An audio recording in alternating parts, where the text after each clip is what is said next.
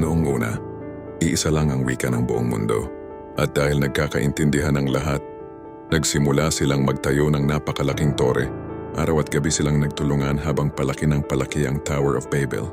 Naniniwala sila na kaya nilang maabot ang langit habang tumataas ang tore. Lalo ring lumalaki ang kanilang kayabangan. Hanggang isang araw biglang nagulo ang kanilang mga salita. Hindi na sila magkaintindihan. Ang dating nagkakaisa nagsimulang mag-away at magulo.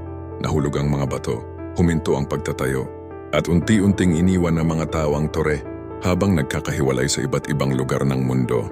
At doon nagsimula ang iba't ibang wika ng tao.